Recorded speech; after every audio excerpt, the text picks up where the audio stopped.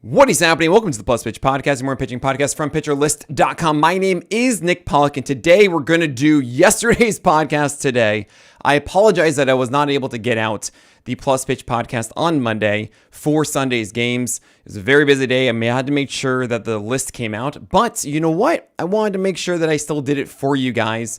So here we go. Let's review Sunday's games. And we're going to start with Brayan Bello, the long-awaited Brian KO, as he demolished the Yankees. 7 innings, 0 runs, 3 hits, 3 walks, and 8 strikeouts. 13 whiffs here.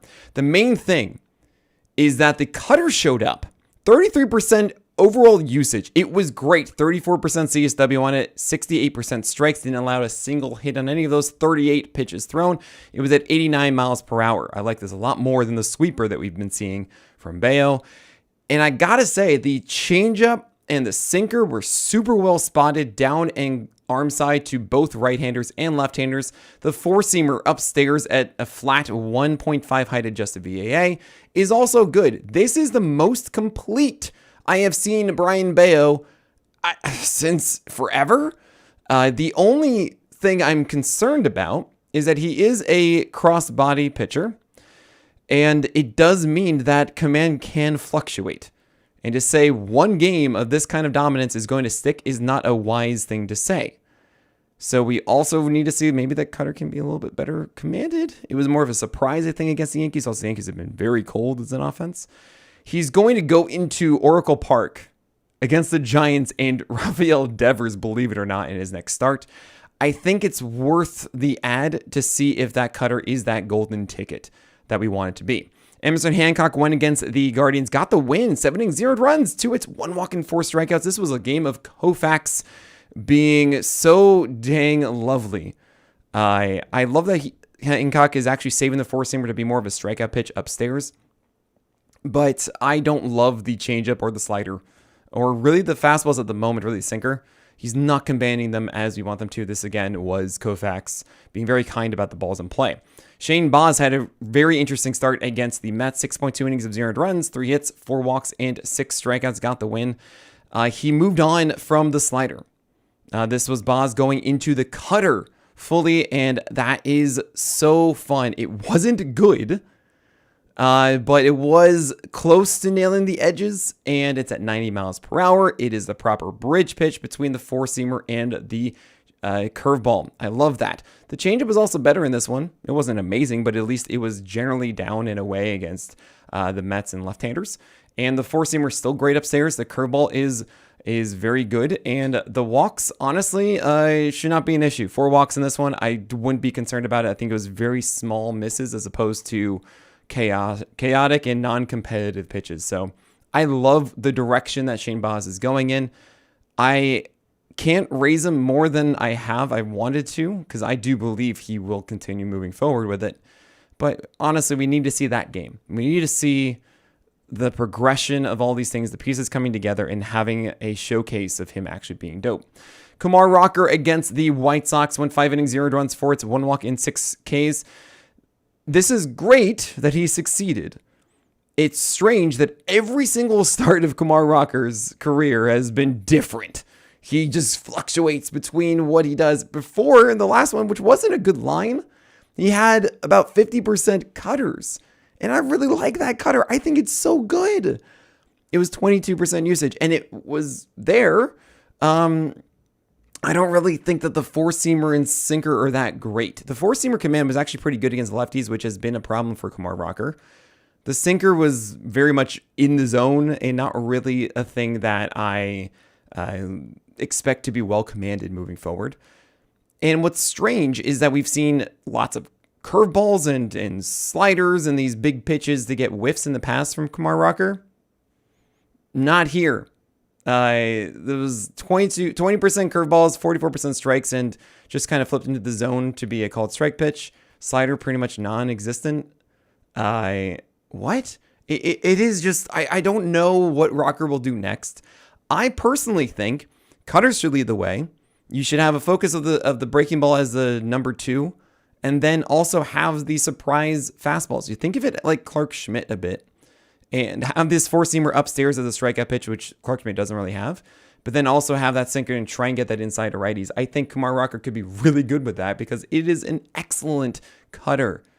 We've seen so many of those cutters have success, and I really hope that he leans into that.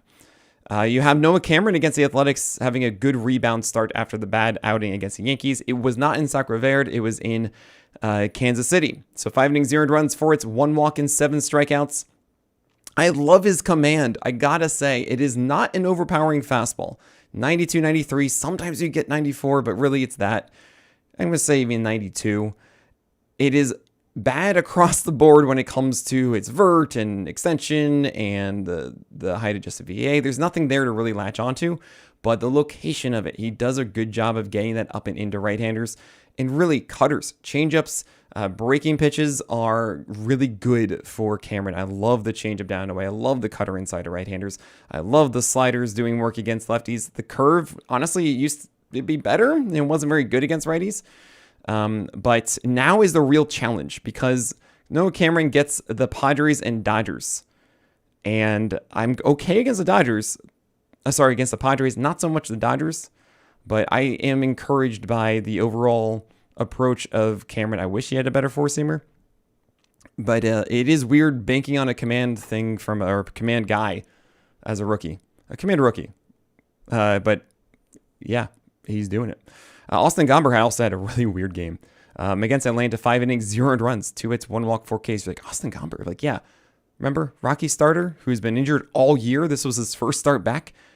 And he actually had 2 separate changeups and splitters. That is, you rarely see a pitcher have a splitter and also a circle change. But that's what Austin Gomber did. 10 for 32 whiffs between those 2 pitches, 5 whiffs each. Kind of wild. He went 25% fastballs as he should because he throws 89. Yeah, this is kind of fun. Just gonna put that out there. I dig the fact that he's doing all right. It's just, yeah, you're a Rockies pitcher. You can't really do this. So say what you want about Atlanta's offense too, whatever.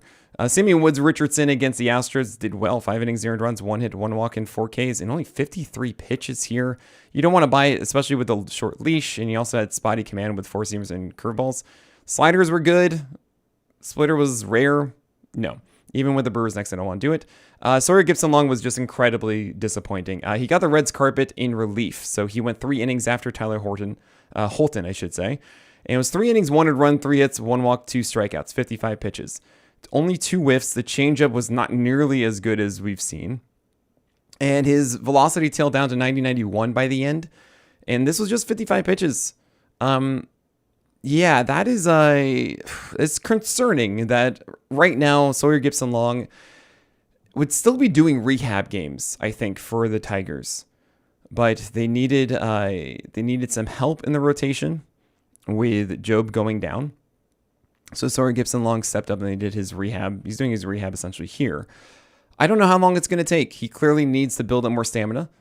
And it could just be a cap of 60 pitches for another couple weeks or so. It's also pretty concerning to see the changeup just not perform well after being so good against the Orioles. I do think whenever we do see Sawyer Gipson-Long properly start games and get at least 80 pitches of a leash, he's going to be very productive for your 12-teamers. It's anybody's game guess to figure out when that is. And it's up to you. I think it's going to be a couple weeks, which is just so frustrating. You have Brandon Walter against the Twins, 6.2 innings, 1 run, 6 hits, 0 walks, and 9 strikeouts. He has the Fratty Pirates formula of these cutters and changeups and sliders away from right-handers and really messing with them out of the zone and all of that and saving four-seamers and sinkers. And those are 91, 92, so it's just harder than the Fratty Pirate of Brian Yarbrough. But 24% usage of those. And I gotta say, it's working, clearly. He's on a winning ball club with the Astros, even though he didn't get the win here. It is a wide arsenal and a very even distribution of pitches, which makes it a big guessing game. And he had 3 whiffs on all 5 of his pitches. So I'm not terribly against Brandon Walter here. His next start is going to be against the Angels. I think that's fine because he's showcasing his ability to get a righties with this approach.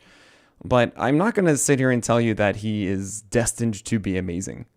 I think he's more of a really good 15-team play. And a 12-teamer, yeah, might as well just take it for the Angels starting and see what happens. Zach Wheeler is going to retire at the end of the 2027 season. I love it. I mean, I know I'm going to talk about football for a second, but Andrew Luck retiring super early, awesome. Smart thing, save your body, all that kind of stuff. Start a family, live your life. Because there's more to life than baseball, and Zach Wheeler being a dad right now makes all the sense for him to announce this decision. Yeah, he wants to have a family. And he's going to be 37 at that point. I'm sure he's going to be amazing up to it. I just think it's really cool. Also, in the meantime, yeah, he's still dope. 6 innings, 1 run, 9 strikeouts. Like, it's incredible. Quinn Perer had a good game against the Cardinals. 6 innings, 1 run, 4 hits, 0 walks, and 3 strikeouts. 0 out of 31 hits on his slider as it was immaculate down and away to right-handers. Is just so good. 9 total outs is amazing between strikeouts and, of course, balls in play. It is still not really encouraging with everything else. The sinker avoided the heart of the plate more than usual, and the cutter did a little bit of Cannibal McSanchez upstairs. Fine. I'm not really encouraged as a reliable starter like this, but it is at the Twins, and then he gets Rocky Road, so if you need to get both, great. I guess I'm in. But I'm just in for Rocky Road right now with Quinn Perer. You have Eury Perez going 4 innings, and we're going to talk about this one and everybody else. Including Grant Holmes had a phenomenal game. We're talking about all of them after this break. Eury Perez went 4 innings, 1 run, 4 hits, 3 walks, and 0 strikeouts. How am I supposed to butter my bread with this? Yeah, this is a very frustrating one. It was 4 whiffs of 15% CSW and 79 pitches here. Look, those 3 walks and 0 strikeouts scream, oh, bad control. He has no feel of his pitches, Tommy John, etc., right? Well, that wasn't really the case.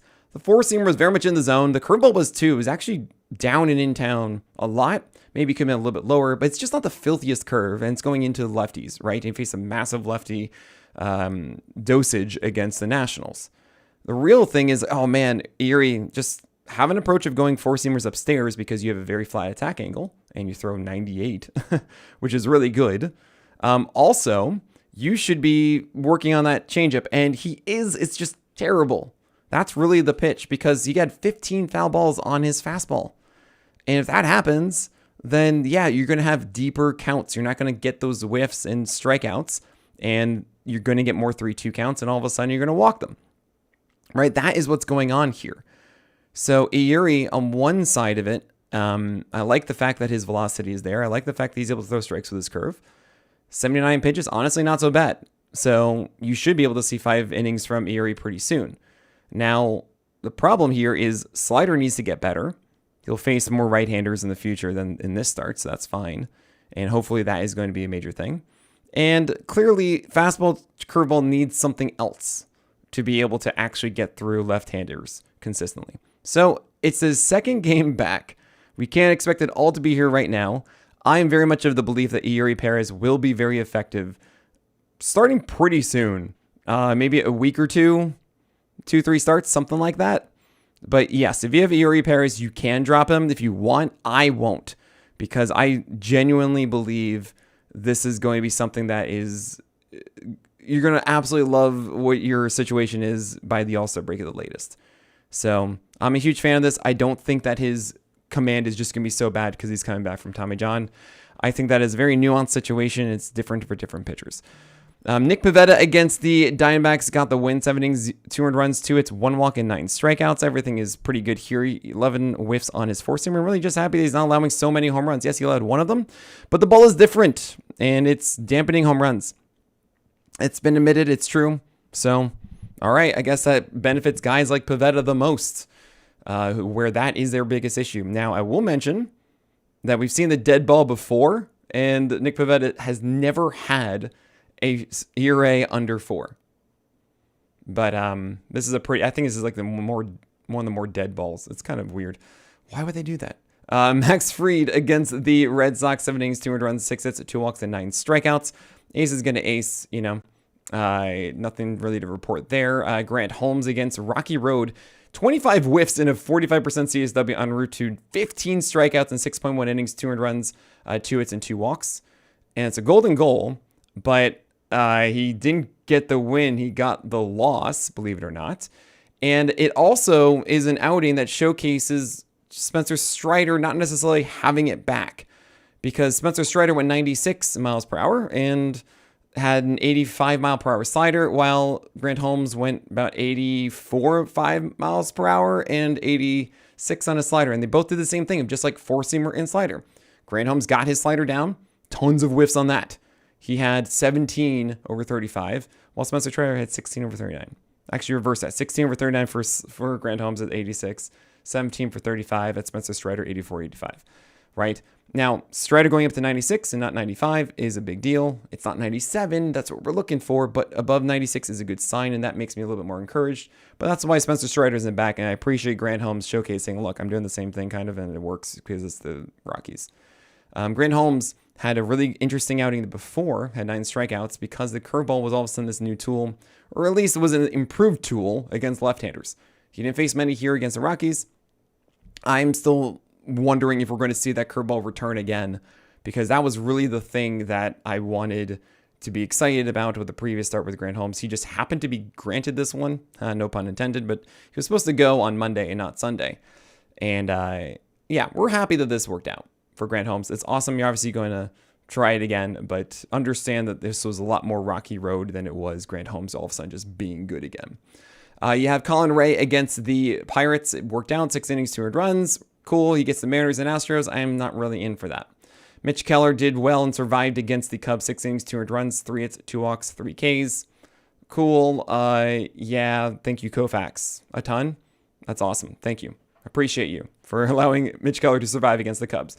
Miles Michaelis went against the Brewers. 6 innings, 200 runs, 7 Ks and 7 base runners. Absolutely bonkers that he had 8 whiffs and 5 strikeouts on his fastballs, which are just not good pitches. He has the Reds carpet in front of him. I'm still not going to do that. I'd much rather go with Andre Palante for that one. You have McKenzie Gore against Miami. 6 innings, 200 runs, 8 hits, 1 walk, 5 Ks. Honestly, it was the curveball just being 44% strikes. You can't do that. The four-seamer is really good. The curveball, not so good. That ruined his day at 25% usage. Yeah, you should still love Gore, and he gets the Dodgers next, and that's really the ace is going to ace test. If you actually destroy the Dodgers, fine, you become an ace is going to ace McKenzie Gore. Jeffrey Springs had some sunshine and rainbows here against the Royals. 2 earned runs and 7 hits in 6 innings with 0 walks and 2 Ks. The changeup worked. The slider was better against lefties. That's cool. He gets the Guardians next, and that could be more right-handers because they do have a lot of switch hitters. Fine, it can work, but I just don't really want to go for it. Aaron Savali had his first game for the White Sox against the Rangers. 5 innings, 200 runs, 6 hits, 4 walks, and 4 strikeouts. We saw a larger emphasis of breaking balls. 49% rate for 73% strikes. I love that. And then the cutter was also a major part of this, but four-seamers were 46% strikes. No. Pull back on the four-seamer emphasis. Go more cutters and breakers for 80% of the time. That's what I want to see. And I'm not going to expect that to happen against the Jays. You have Wade Miley against the Tigers. It came through for 5 innings of 200 runs. The Wade Miley special, 6 base runners and 5 Ks, and he located around the edges, and props to him. I am not going for it against the Cardinals. This is the ceiling. And he didn't even get a win. Sean Jelly started instead of Kyle Harrison because he was traded to the Red Sox. You guys have heard so much discussion on that. You don't need me. I think he's very interesting. You know, and I have completely different opinions about him, where actually I was really out on Kyle Harrison entering this year, and then all of a sudden he completely changed himself, is throwing over 2 ticks harder, lower arm angle, one of the best flat attack angles in the majors, and actually has been able to locate it, surprisingly. He also just had the best changeup we've ever seen from him, but that could just be a one day of good feel. We don't know, and I was really excited to see if it would be here for this one. But he's in AAA. I don't feel you need to stash him because there's a lot of haze and mystery around it. Also being in Fenway. Is he going to have a cutter? I don't know. But it's going to be a little bit probably before we see Kyle Harrison. Unless something goes wrong inside this Red Sox rotation where they don't want to go with Hunter Dobbins anymore. It could still be Richard Fitz before Kyle Harrison. So it might be a little bit. I wouldn't go stashing him. You have Cade Povich going on the IL after this one, which is 3.2 innings of 0 runs, 3 hits, 1 walk, and 4 Ks. We're going to move on past that. You have Dustin May against the Giants getting a win, 6 innings and 3 runs. It's a very, very poor quality start with 6 hits and 4 walks and 3 Ks. The command is just not good enough. And the cutter's not making a big difference. The four-seamer isn't either. He's throwing under 95. It's so annoying. And I think he's a 15-team Toby. 12-teamers, if you're searching wins or quality starts, fine. But I don't think he's going to take that next step. I'm just ready to admit that, yeah, it's tough to really envision that at this point. Yusei Kikuchi against the Orioles had 10 strikeouts, 5.2 innings of 3 runs, 7 hits, and 2 walks as well. So he's essentially an out away from a very poor quality start. He had a careful Icarus with a 2-run shot as well in that 6th inning. Now, yeah, here's the thing with Yusei Kikuchi. He had at least 3 whiffs on all 4 pitches and 5 over 14 whiffs on that changeup, which is really strange because the changeup is usually the pitch that doesn't work for him.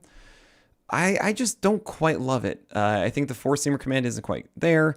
The slider is whatever. It's all just not really working as we want it to. So Yusei Kikuchi, not really the kind of guy I want to go for right now. Merrill Kelly against the Padres, 5 innings, 4 runs, whatever, 7 strikeouts, everything's fine. We love him. Luis L. Ortiz, 6 earned runs in 6 innings. You just can't trust him. He's a piece. Poor execution, awesome stuff. 5 walks here. Jose Barrios is the great undulator, and you're hoping that he would still do well against the Phillies. Nope, 6 earned runs, 4.2 innings. You know what you signed when you added him on your team, you 15-team Toby guys. I don't want to do this in 12-teamers. And Griffin Canning, yeah, 4.1 innings of 6 earned runs, 4 hits, 5 walks, and 2 strikeouts. Oh boy. So he has added a cutter, and I'm not totally giving up on Griffin Canning, but I have to recognize he's only had 4 games under a 1.4 whip this year in 14 starts, which is just not good enough. And the yo-yo, I've been going back and forth with Griffin Canning on one side, the slider and the changeup, been really good out of the zone, and he did add more drop to both of them. And he took down ERA-wise against really good teams. On the other side of it, it's not consistent. You know, it's not really an overpowering arsenal. It does feel like he's gotten a lot of the ERA luck thus far. Yeah, I just feel like he can do better than Griffin Canning, but you'll get the Phillies and the Yankees up next, and I just don't want to do it. All right, that is it for today. You're going to have another podcast later today about yesterday's games. I'm recording it right after this, so go watch that YouTube video and go listen to that one. But that is it for right now. So my name is Nick Pollack, and may your BABs be low and your strikeouts high.